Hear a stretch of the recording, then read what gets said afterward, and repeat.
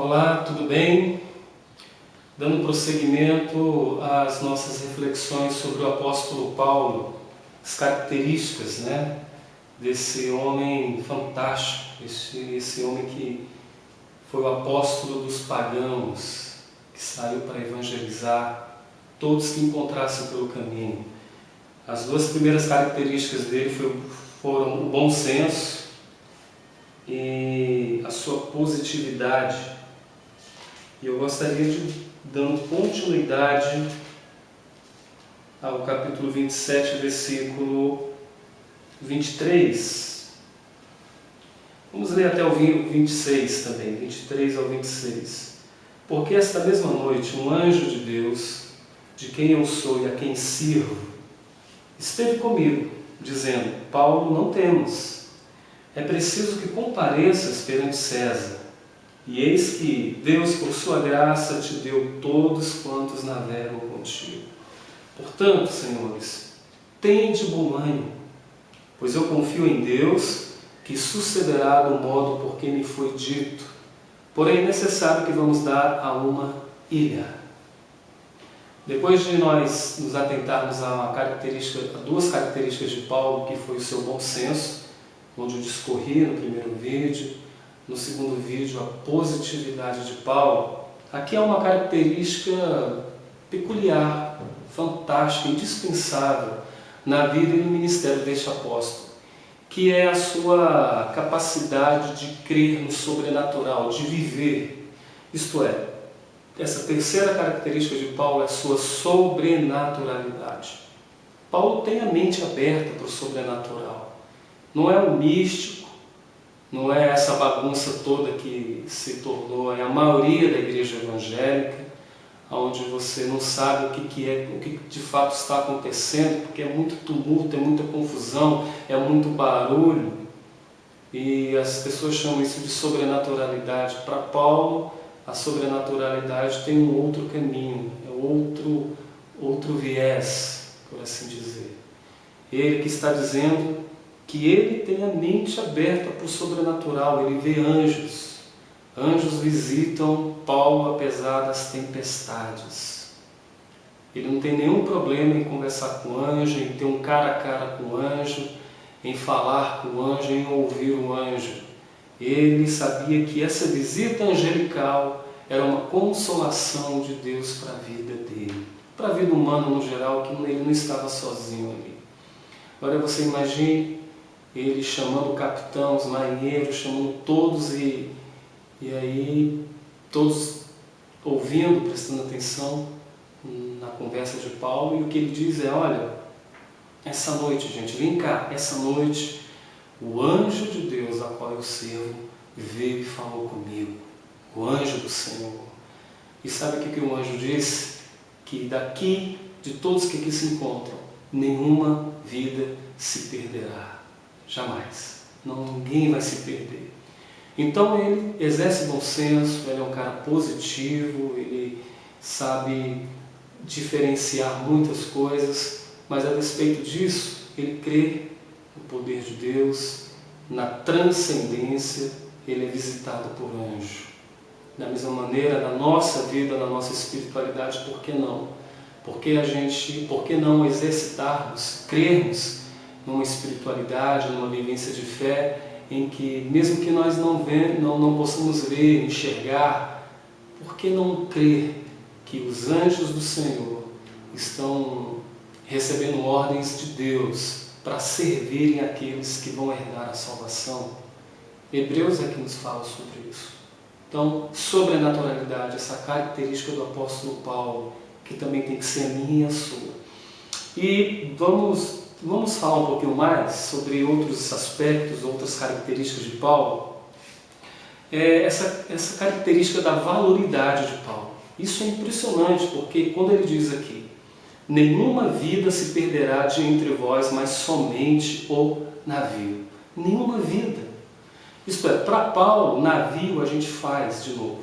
Navio a gente constrói novamente. A vida humana não. A vida humana é insubstituível.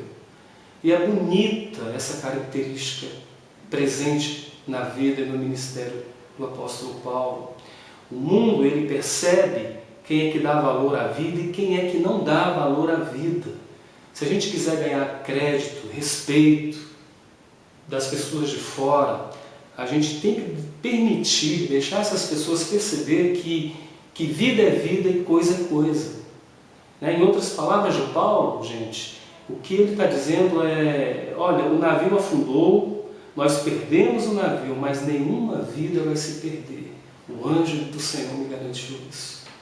Em outras palavras, a perda é só do navio. O navio fica para lá. O importante é que vocês que têm alma, vocês que têm espírito, vocês que são corpo, vocês é que são importantes. A vida de vocês é que não se pode perder. A vida, sim, de vocês é que é de suma importância.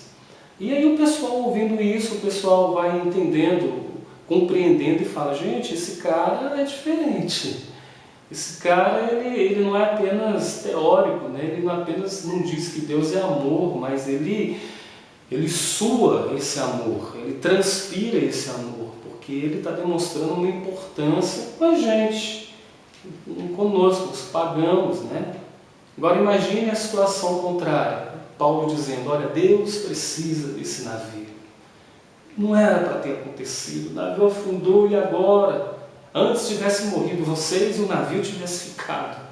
Não, Paulo ele não exerceu isso. Paulo não... Aí ia começar as reuniões pelo navio, vamos orar pela âncora do navio, vamos orar pela vela do navio, vamos orar pelo navio, para o navio voltar. Porque existem igrejas que são assim, que eles dão muito mais valor a bens materiais, como casa, fazenda, apartamento, retiros, templo novo, santuários, né? Dão mais valor a essas coisas do que a própria vida humana.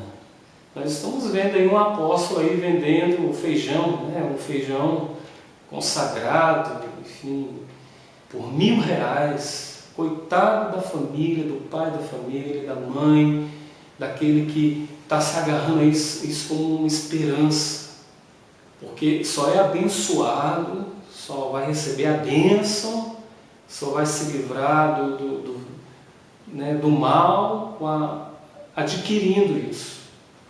E aí o que se pede é só R$1.000, só R$1.000 que se pede. E aí é uma inversão. A gente está invertendo. Esse apóstolo inverteu tudo, não pratica o evangelho, isso não é cristão. Se isso for evangelho, se isso for cristão, então quem não é evangélico, quem não é cristão sou eu. Mas a Bíblia que eu leio não me ensina isso.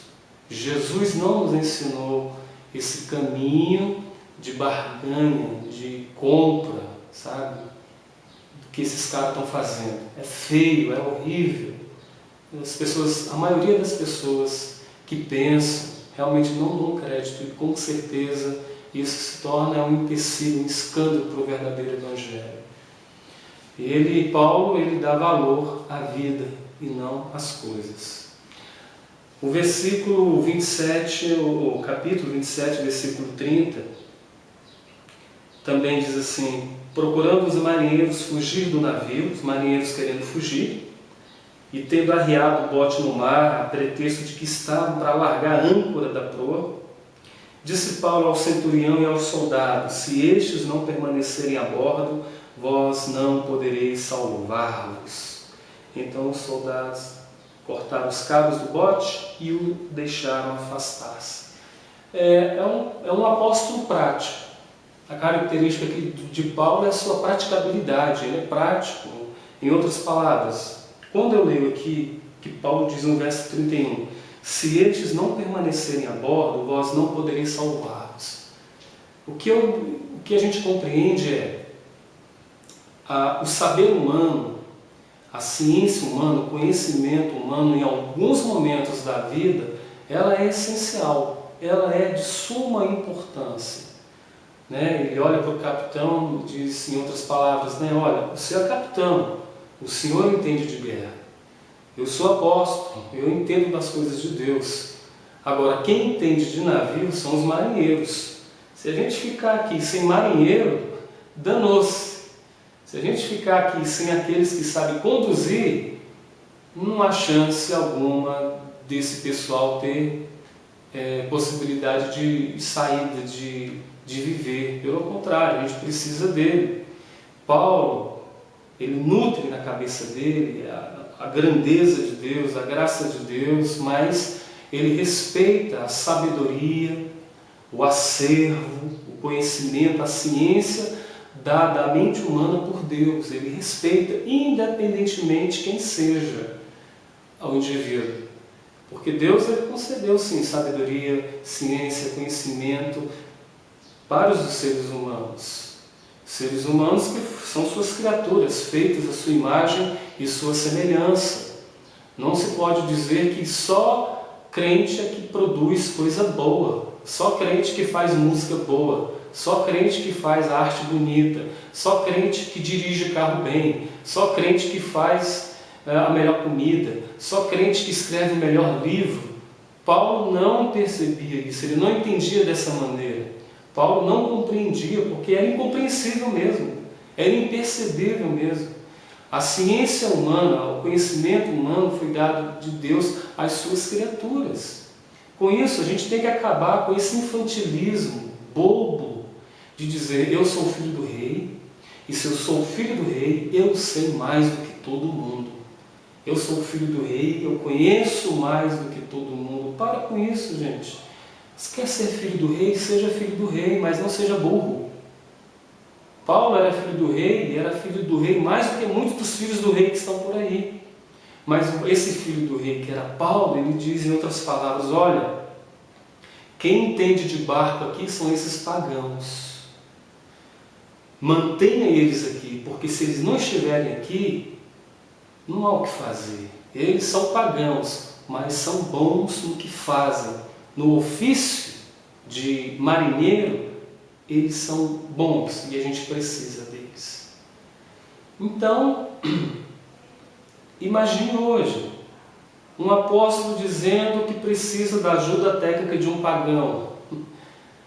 Isso vem depor contra todas as nossas teologias ou as nossas espiritualidades separatistas.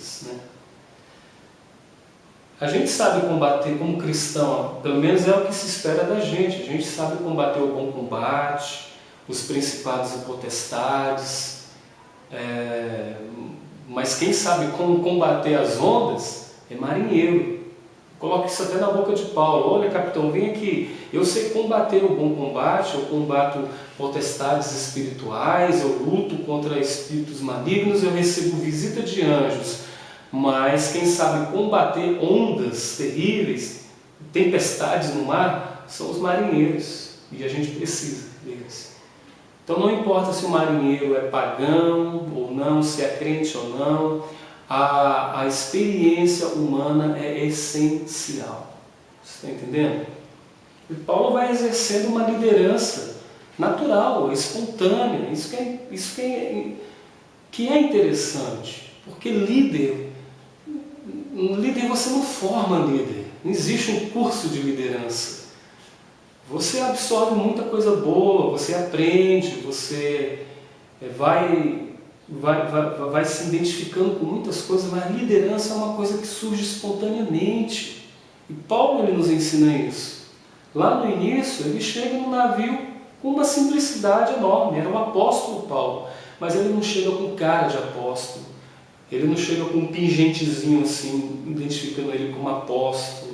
Ele não chega com um palavreado apostólico, aquela coisa. Não, ele chega como gente.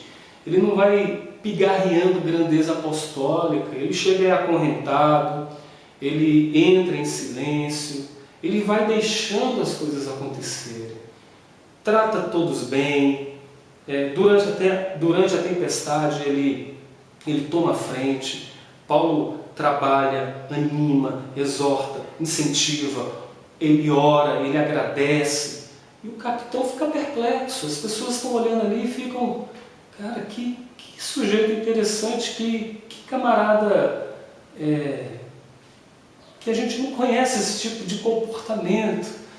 E Antes da viagem, Paulo havia dito: gente, não saiam, não vamos viajar, vai ser perigoso. Ninguém ouve Paulo, quebram a cara. Mas Paulo, Paulo diz, olha, vocês deviam ter me ouvido, vocês não me ouviram, aconteceu o que aconteceu. Mas ele não fica com uma atitude pessimista, negativista, dizendo, olha, bem feito, bem feito, bem feito. Pelo contrário, ele prioriza vidas. Ele fala sobre anjo, fala da visita angelical e diz que tudo vai ficar bem. Então é a partir daí que eles vão percebendo que a espiritualidade de Paulo vai acontecendo, vai se tornando explícito. Eles vão conhecendo a espiritualidade a partir desses encontros, desses momentos, né? Momentos de relacionamento humano, de serviço, de conversa, de generosidade no trato, esses encontros. E aí, depois a gente vai ver que vai entrar em cena orações, Paulo vai orar, Paulo pede para que o sol nasça e que haja visibilidade, para que todos enxerguem, para que todos tenham força para remar. Ele ora, o pessoal vendo o apóstolo orando ali, falando com aquele a quem eles não conheciam, que era Deus. O pessoal que não quer comer, não tem aptidão física para alimento, Paulo chega nele e diz, olha, comam, vocês precisam comer, vocês precisam de energia. Então ele vai exercendo uma liderança natural, é espontânea, não é fabricado, brota do coração. Isso é fantástico. E a tratabilidade, olha aqui o capítulo 28, versículo 2, que diz assim: os bárbaros trataram-nos com singular humanidade, porque acendendo uma fogueira, acolheram-nos a todos por causa da chuva que caía e por causa do frio. Olha só, outra característica dele é a tratabilidade, é ser tratável. Ele sabia tratar bem as pessoas. Os bárbaros nos trataram com singular humanidade. Né? Fizeram uma fogueira ali, vamos aquecer esse pessoal. Os brutos bárbaros, os bárbaros que são casca grossa. Vamos fazer uma fogueirinha aqui e aquecer esse pessoal, eles estão com frio. Vamos fazer uma fogueira para eles. Sabe por que eles foram tão bem recebidos, acolhidos e tratados com humanidade? Porque o princípio é óbvio. Eles foram bem tratados também. Os presos do navio, todos que viajavam com Paulo, tudo estava acontecendo, né? Os presos, o capitão, todos estavam sendo bem tratados. Então eles começaram a aprender a tratar bem as pessoas. Paulo sabia tratar bem as pessoas. Ele tratava bem o bruto, o arrogante. E Jesus mesmo ensinou, olha, como quereis que os homens vos façam, assim fazei-o vós a eles também. Então você vê a tratabilidade, a cordialidade, o ser humano que chega, que conversa, que não é arrogante. Meu Deus, quantos cristãos a gente encontra que tem tanta coisa, menos esse trato, menos essa cordialidade. Seres brutos, arrogantes, incapazes do diálogo, da conversa, parte para a ignorância, parte para a violência verbal. Às vezes falam até palavras de baixo calão, é palavrão mesmo. E Paulo aqui diz, olha, os brutos lá, os bárbaros, nos trataram com humanidade, porque eles chegaram com um espírito completamente livre, sabe? Tiraram todo o resquício ruim deles, sabe? Era simplesmente humano. E aí, é extraordinário, né, gente? A gente vai ver aqui o capítulo 28, a gente vai vendo ele na ilha de Malta, ele ora pelo pai de Públio, está aqui, né? Pelo pai de Públio também, versículo 7, capítulo 28. E aí Públio recebe a oração, é curado, as pessoas veem Paulo orando e a cura acontecendo, pessoas se achegam, pessoas vão. Já é uma outra característica de Paulo, é o seu evangelicalismo, é a sua pulsão de desejo de evangelizar, de falar as boas novas. Ele está ali orando. É extraordinária essa característica da vida de Paulo. A evangelização dele se esvai, né? Escorre de uma maneira muito natural, como eu disse, tudo de uma maneira muito simples, natural, vai conquistando corações. Ele não domina ninguém, ele não impõe nada a ninguém, ele não coloca cabresto em ninguém, de maneira alguma. Ele conquista pelo amor gradual, ele vai conquistando pela imposição dos fatos do amor, dos atos de amor que ali se manifesta, né? Forma para ele, olha gente, Públio está doente, Paulo vai lá, ora pelo cara, se importa com ele, impõe as mãos, ele se solidariza com a doença do outro, com a dor do outro, e aí daqui a pouco a multidão está ali, fazendo fila para Paulo orar, para Paulo impor as mãos. E em outras palavras, Paulo quis dizer, olha, pode vir gente, venham mesmo, porque vamos orar com amor e com paixão, com humanidade, com vida. Isto é evangelicalidade, é qualidade de evangelismo. Não é um programa, não é um objeto, não é um objeto de crescimento, não é um projeto de crescimento, não é um método que a gente aprendeu em algum boteco por aí, não é uma estratégia, nada disso, gente. É vida de salvação, é graça escorrendo para dentro do mundo, para dentro de qualquer contexto, no nome de Jesus. Então você vê, olha, bom senso, positividade, sobrenaturalidade, valoridade, o que mais? Praticabilidade, liderança natural, tratabilidade, evangelicalidade, tudo isso, gente, no apóstolo Paulo, nos ensinando a sermos gente de Deus, para o nosso contexto, para o nosso país, para o nosso estado, para a nossa rua, para a nossa esquina, aonde nós estamos. Agora imagine uma igreja, não apenas mas uma igreja com vários homens, várias mulheres que estão praticando essas características essenciais que nós acabamos de concluir aqui. Bom senso, positividade, sobrenaturalidade, valoridade, praticabilidade, liderança natural, tratabilidade, evangelicalidade. Imagine eu vivendo isso, você vivendo isso, a igreja vivendo isso.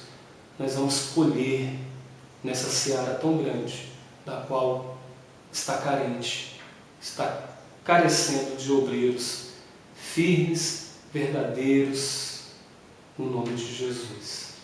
Tá bom? Então pense nisso, compartilhe com quem você quiser e acha que vai ser bom para a pessoa ouvir. Tá bom? Um grande abraço.